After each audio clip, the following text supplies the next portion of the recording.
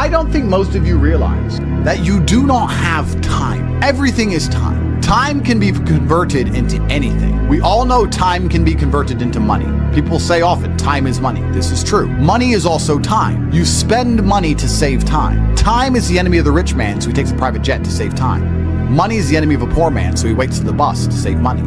But they're the same thing, money and time. So when I say you don't have time, this is something you need to remember because it's extremely important and you can apply it to most things. You do not have time to have a headache. Do you understand? I'm not saying you don't have a headache. I'm not saying your head doesn't hurt. But you don't have time for it to affect your life. You do not have the waking hours. You are being outcompeted and crushed by people who are more powerful, more connected than you'll possibly ever be, by people who know things you do not know. You do not have time to have a headache. It's simply not acceptable. How do you perform when you have headaches is a stupid question. The fact you've even framed it in that way shows that you don't understand the world. I'll give you another example. You don't have time to argue with your woman. Your woman started an argument today or yesterday, whenever, and you've been texting back and forth. You don't have time. You have things to do. There's unlimited work in the universe. You don't have time to have a headache or message girls or scroll Instagram. You don't have time for any of these things. Time is your lifeblood. It's all you've got. You can turn time into reputation. You could turn time into global fame. You could turn time into respect. You could turn time into a fantastic body. You could do anything with your time. You could choose a random embassy. You could choose a random country that you have beef with. Chile. And you could go stand outside the Chilean embassy with a sign saying, "Down with Chile," for no reason. But if you stood there every single day, after about 2 years, people would be like, who is this guy and why does he hate Chile so much? You can turn your time into anything you want. So how are you going to waste it sitting around saying, I have a headache? Boo boo, I have a headache. But the question is framed incorrectly. If I have a headache, I don't care. And one of the main reasons I don't care is because my enemy doesn't care. You know, when I got injured when I was training for fights, my coach would often say to me, is your enemy going to hit you less or show you mercy because of this injury? If you say, okay, we're about to fight, but halfway through the training camp, I hurt my foot, so, take it easy. No, he's going to try and destroy me anyway. So if he doesn't care, why do I care? And why does my coach care? Nobody cares. The people who are trying to steal your woman, and trust me, everyone is, the people who are trying to take the money that you want to earn and put it in their pocket before you can, the people who want to have large and gorgeous feathers on their peacock to show the world all the amazing things they've done, they don't care that you have a headache. So why do you care? You need to reprogram your mind. You don't have time to have a headache. You don't have time to be doing the majority of things you do. And there's always been and always will be, and we could talk about that again. We were talking earlier about competence, right? Do you think a woman sees you as competent if you complain about having a headache? Let's say you have a headache. It's fine. You have a headache. I'm not disputing that. Maybe it really hurts. That's terrible. If you go, oh, I've got such a bad headache, do you think a woman looks at you and goes, yes, oh, I found the guy for me? She may not say anything. She may say, oh, do you want a pill? But really, deep down, this guy's a dickhead. I mean, if you got hit in the head with a hammer or shot in the face, fine. But why do you have a headache? From what? Scrolling TikTok. A lot of you deserve the failure you endure. The universe is very giving. I often believe, people say the world's not fair. I'd argue that karmic retributions, and in the long run, all in all, is pretty fair.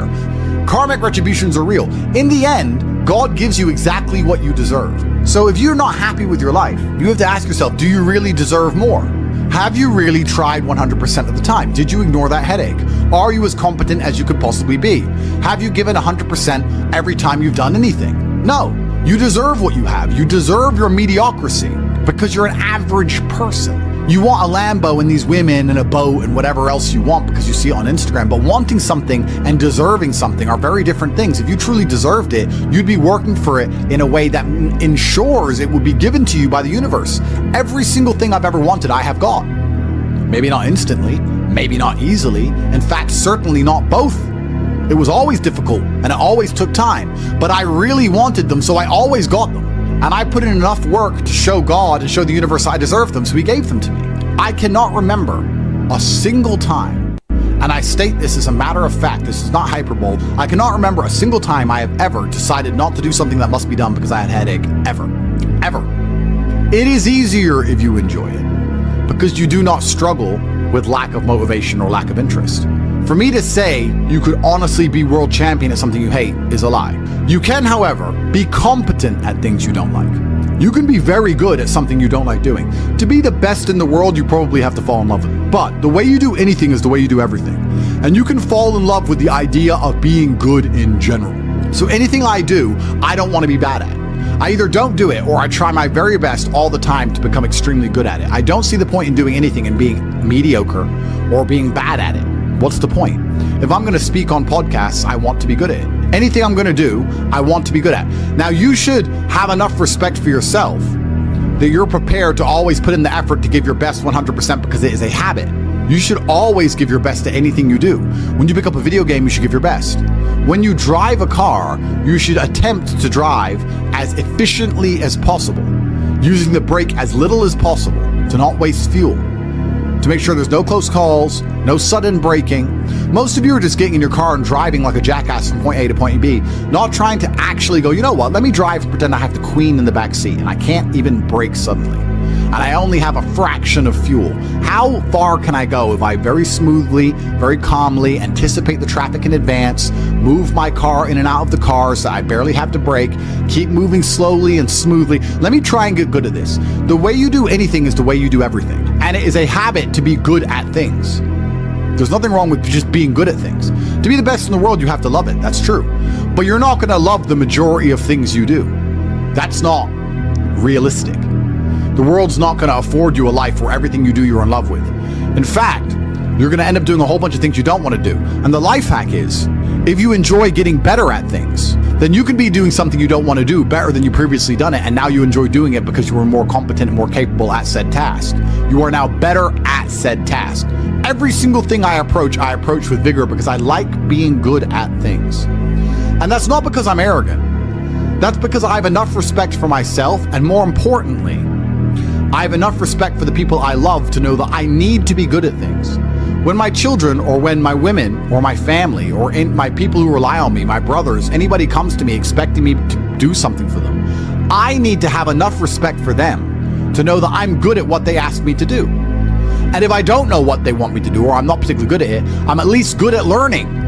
You can become good at learning so that you learn things faster. Good at concentrating. Good at taking a scenario seriously. These are all basic life skills that go along with bravery. That's going to put you in a competitive bracket amongst the masculine realm which exists today, because most people can't even focus. Most people can't even focus or try hard at anything. So to answer the question, can you become world champion without loving boxing? No, you can't become the best in the world. However, you can become very good at it because you can have enough discipline to ensure that you go to training, and you can make sure that you're the kind of person who, if you're going to go to training, you're going to try your best. Guys, you're going to go to training for an hour. Whether you try hard or don't try hard, you're going to spend an hour in the boxing gym. There is no reason to not try. That is a learned habit. And what you often find with people who need to be motivated into things, because they're not disciplined enough to do things and not disciplined enough to do things properly, they'll go and say, I went to boxing training, as if that's all that it's about. It's not about going to the training. It's about trying hard in the training. It's about giving it your all. It's about dedicating yourself. You're going to give an hour up anyway. There's no reason to not try. Most people go through their entire adult life without trying 100% hardly ever. Think about it. Even when you go to the gym, you don't try 100%. You try 60%, 70%. You don't try 100% at home. What do you try 100% with? Do you really try 100% with work? Are you really moving that mouse as quickly as you possibly can? No, you're not trying. So you have people who have gone through life and are going through life without even giving 100% of what they've got ever. And it's interesting because we're entering the most competitive period of human history. So you need to get very good at everything you do, all of the time. You'll learn a lot of lessons about psychology in the boxing ring. Now, they're not related, technically. One's exercise, one's the psychology of people. But you'll learn in the fight ring, you'll learn that you're not tired when you're winning. You're tired when you're losing. That once you start to win, you get to find unlimited energy from the universe from somewhere, and you just continue to push forward, no matter how hard it is. Winning is easy. It's trying to turn it around when you're losing that is difficult. You take this lesson from boxing and you apply it to everything else in life. You apply it to money and say, once I start to make money, I know I will have endless motivation to keep making money. It's just hard to make money in the first place. It's hard to get over that hurdle, but once I get going, it's easy. It's a positive reinforcement loop. It's a spiral upwards into infinity. It's a tornado that takes you to the promised land. So to have that unique psychological conclusion, that unique psychological input, you had to become good at boxing. So it's very important that you're good at everything you do, all of the time. Don't do it if you're not going to try. But you don't want people to learn bad habits. But it's a bad habit to coast. It's a bad habit to spend time and waste it. It's a bad habit to go, I tried, I went, I didn't give it my all, but at least I went. You see this kind of cope online all the time. Yeah, at least I went. It's going that matters. That's not true. It's trying that matters. So you see this kind of cope. Yeah, well, I didn't feel like going to the gym, but I went and just had a light session. Why? You went anyway. So why did you have a light session? If you're going to go, do it. If you're going to do it right. There's no point in half doing anything. You may as well have not done it at all. So this idea you can coast through things, this idea you can lazily try or pretend to try or just showing up counts, I dispute all of that absolutely. You give 100% of your heart, soul, and vigor to anything you do, and it becomes a habit so that it's all you know how to do. Before you know it, you're driving a car trying to do it as well as possible. And you're having a conversation trying to be as clear and compendious and concise as possible. And you're trying to make money as much as possible, as efficiently as possible. And you're trying to educate your children as well as possible. You're trying to protect your family as much as possible. You're trying to get as strong as possible. Because all you know is maximum limits. That's all you've ever done. You've never done any of this, that garbage can go out the window. So you need to get good at getting good at things. And you need to get good at trying 100% at all things, whether you like them or not. And this will give you a base level of competency in all realms, even if you're not in love with said task. Success is like being pregnant. Everyone says congratulations, but nobody knows how many times you get fucked. Absolutely. But that's the beauty of success, right? Because all the times you get fucked teach you the lessons you need to be successful in the first place. You would never be successful without getting screwed over. And also, you wouldn't be happy with your success without getting screwed over. The reason you appreciate that woman who's so good to you, who you trust with all your heart, who's loyal to you, is because that other woman cheated on you. If you had never seen a terrible, narcissistic, cheating woman, you wouldn't appreciate a good, kind-hearted one. There is no light without dark. So it's very important that you go through these bad things, one, to learn lessons, but two, to learn gratitude and appreciation for things once you have them. It's extremely important. Every time something bad happens to you, you need to say thank you to God. Thank you, God, for giving me this difficult time, for me to learn lessons, and for me to have more appreciation for my fantastic life in the future. That's how you should approach life. And especially success is exactly the same way. The lessons you'll learn failing along the way will ensure that when you get to the top, you can keep it. It's difficult to think of a scenario where being brave would be a negative mindset for you to be able to tap into, because bravery affords new options you haven't previously considered. If you're a coward, you don't have certain options on the chessboard because you simply don't have the bravery to make X moves. But if you are brave, you can analyze these moves. So you have a whole bunch of moves that most people don't have. Most people do not have the bravery to consider alternate paths. You need to be able to look at the chess moves that most people will not be prepared to make, and most people live very afraid. So bravery is an extremely important skill to hone. It's something you should practice. You should often sit and think, what would be the bravest decision I could make in this scenario? What would be the bravest one I could possibly make? And consider it. I'm not saying do it, but you should get in the mental model of considering it. Because quite often when you're a coward, brave decisions don't even cross your mind, ever. They don't even cross your psyche. They're not even something that's interesting to you. You haven't trained your mind to consider them. So you need to train your mind to consider bravery, because bravery is something that is going to universally apply throughout your life. It doesn't matter if you're rich, it doesn't matter if you're poor, it doesn't matter if you're in Thailand, it doesn't matter if you're in Peru. Having the option to be extremely brave and consider the options which are afforded only to a brave person is going to be something which is always going to benefit you. So it's very important that you consider and think about bravery as a whole, something I want you to hone. Because life is sales. Convincing a woman to love you is sales. Work is sales. Life is sales. So fantastic thing to learn. Boxing, once again, fantastic thing to learn. It's very good. Your body and mind are connected. You cannot have a strong mind without having a strong body. Fantastic. Who should you be before you become rich?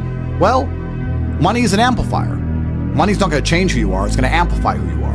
If you're a good person, it'll make you a very good person. If you're a bad person, it'll make you a very bad person. If you're a weak person, it'll make you very weak and cowardly and scared. If you're a strong person, it'll make you very brave.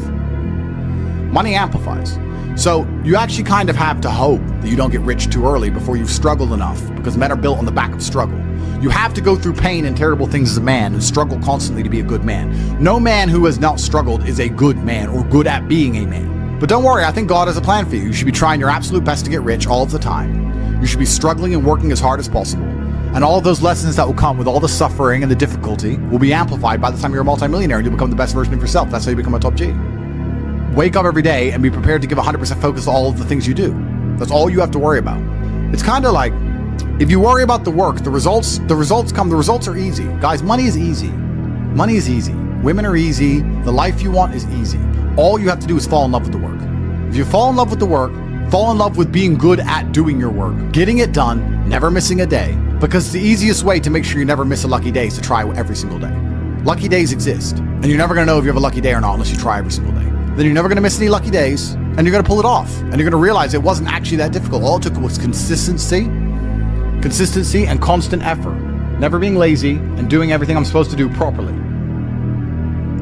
When you tolerate something, you're admitting you deserve it. You're going to get exactly what you deserve in life, from women, from masculine friendship, financially, respect on the street, luck. You get the luck you deserve. If you try your very best in all things, and you pray, and you're really thankful to God, and you say thank you all the time, you start to become very lucky. Lucky things start to happen. You get the luck you deserve when you try. It's truly remarkable. When a woman looks at you and goes, he can do anything he says he's going to do, that's when you become instantly attractive. Competence is extremely important. That's the masculine world. And peacocking built this world. Don't let losers and brokies sit and say to you, oh, all our graves are the same, it doesn't matter. No, it does matter. You were not born to suffer and die without being remembered or leaving a mark on this planet. You weren't born for that. You were born to do something great and to be remembered. You were born to leave offspring, which are so fantastic, raised in your image, that you, by proxy, are discussed into eternity. Your bloodline becomes synonymous with competence and capability. That's why you were born. The reason the male peacock shows its feathers is to say, look what I have. There is nothing wrong with that. That's what built the modern world. All of the explorers who risked their lives on the 7 seas did it to say, look what I did. The most beautiful buildings around you, the cathedrals, all these things that were built by men saying, look what we have done. We have done something other people cannot do. Flexing, in and of itself, is not a stupid idea. It's actually a biological norm amongst men. Don't be confused. You don't want to flex asininities. You want to flex capabilities. You want to flex competence. You want to flex, look what I can do, which others cannot do. And respect often lies on the other side of fear. If there's a decision that everybody's afraid to do, but you do it, that is what's going to get you respected by your peers. But masculine brotherhood has been the basis of keeping you accountable. It's very easy for you to become the best version of yourself if all the men around you are pushing you all of the time. And they're ensuring that they are being their best selves, which is constantly pushing and striving towards successes. This is what you're supposed to do. You always have. This is why even boxers, although they fight alone, they train as part of a camp with other boxers. You're always pushing yourself all of the time. That's the primary objective of masculinity, is to leave your mark on the world. And it's easiest to do that if you have brothers behind you who are pushing you to be your best self. I don't know how to keep that fire going. What should I do?